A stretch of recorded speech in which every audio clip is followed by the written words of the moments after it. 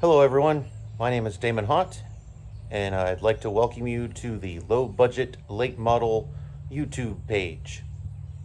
On this page, we're going to make lots of videos about building, putting together, and creating and racing a budget dirt late model that is going to try to compete with big shots that have a lot more money than I do. On this page, we're going to talk to you about how we go about changing parts and adding parts and doing basically everything having to do with preparing a dirt late model for racing. We're going to do this with a significantly smaller budget than most of the other people I race against. We race at tracks in Northeast Ohio and Western Pennsylvania, such as Wayne County Speedway and Erie Speedway. Occasionally, we will be running at Sharon Speedway and Raceway 7 when they have races that run our type of car. We are running a super late model as opposed to a crate late model, which we will get into the differences between those things as we go along. But the idea here today is just to introduce you to the page, get you a sense of what's going on, and talk to you about the car, introduce you to the car, and talk about what we're going to be doing here. Note that we're on a small budget, and our job is to take an older car with an underpowered engine and try to get it to compete and keep up. I've been in dirt late model racing for about 15 years, but in general, I tend to only go to the races about 2 or 3 times a year. So every year is just a brand new learning curve and relearning how to drive the car and set up the car and those sorts of things. My goal this year is to go to the track at least 10 times and see what we can do. So with that in mind, let's get started. We're going to introduce you to the car and talk about what's going on there. So let's introduce you to the car. This is a 2001 Masters built wide combo car. That means that the frame rails are set relatively wide to each other, and it also means that it's a combination car, which means that it can be run as a 4-link car like we do, or it can also be run as a Z-link or mono-leaf coilover car if you add the appropriate bracketry. One thing I'd like to mention is one of our current sponsors, Integrity Aquatic, for all of your underwater construction, demolition, and welding and cleaning needs. Integrity Aquatic is the place to go. Check out www.integrityaquatic.com for all your needs in those areas.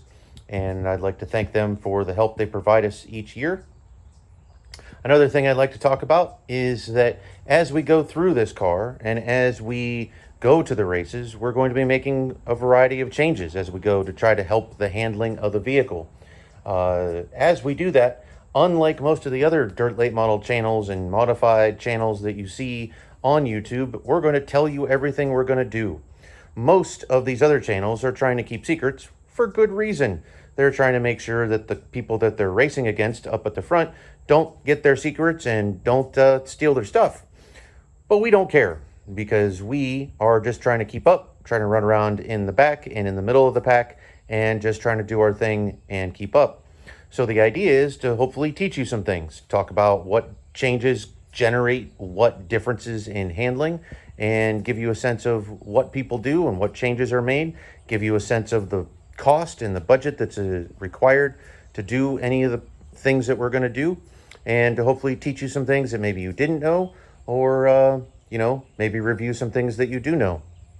And if you have suggestions, comments, whatever on the changes that I make along the way, feel free to comment. Make sure you like and subscribe, all that good stuff. So here we go. Again, this is an 01 Masters built wide combo car.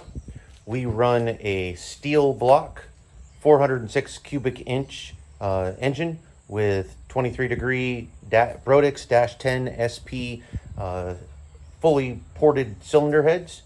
This is about 13.5 to 1 compression, big 680 lift solid roller cam, but it does have a steel block and a wet sump oiling system. Most of the big shots tend to run an aluminum block with a dry sump oiling system. These things generate weight savings and generate power differences. Our engine probably generates in a range of 650 to 700 horsepower, whereas the big shots are making around 850 to 9. So we're definitely underpowered there. But once the track slicks off, usually 700 horse is about all you need. It's really hard to put that much power to the ground. So there's the idea behind the engine. As we make changes and do things to it, we'll discuss and talk about all the differences and changes that we make there. Also note that we run AFCO oil twin tube shocks. Most of the big shots are running gas, Integra, and some of these other brand of high dollar shocks that run around $500 to $1,200 each shock, depending on how they're tuned and if they're custom set up for a particular track or car. These guys run about $250 a piece when they're new. So that's a significant budget savings there. You'll also notice there's lots of blank space on the car. If you or someone you know or a business that you're around is interested in partnership and helping us out, by all means, let us know. Email is in the description.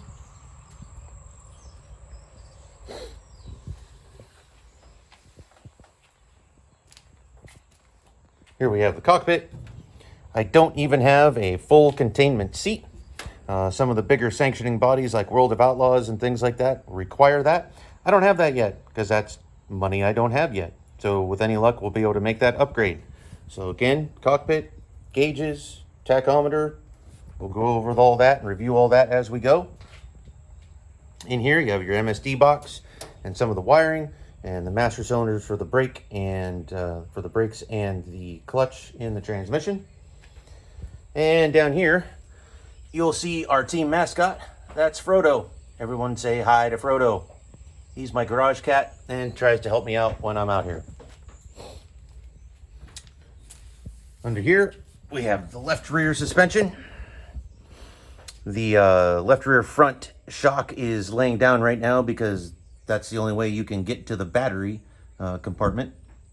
And we'll talk about, I'm going to be getting a new battery and installing that, so you'll see how fun that is and see how that goes.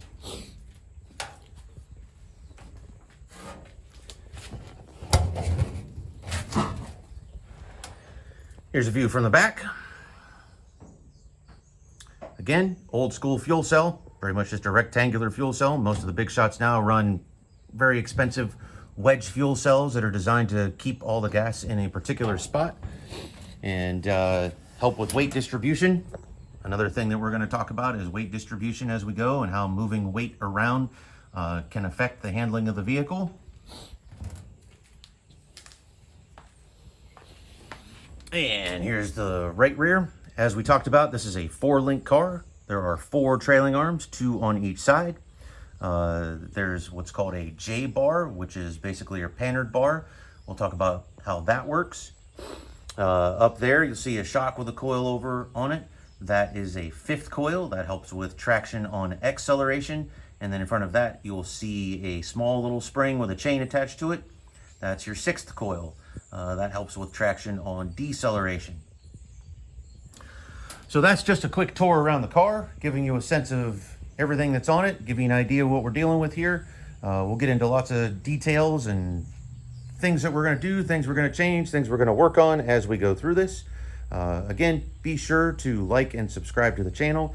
Share it with whoever you know, anybody that's interested in dirt late model racing or has ever considered getting started on this and wants to know what it costs and what the work is involved. This is a good channel for you to check out.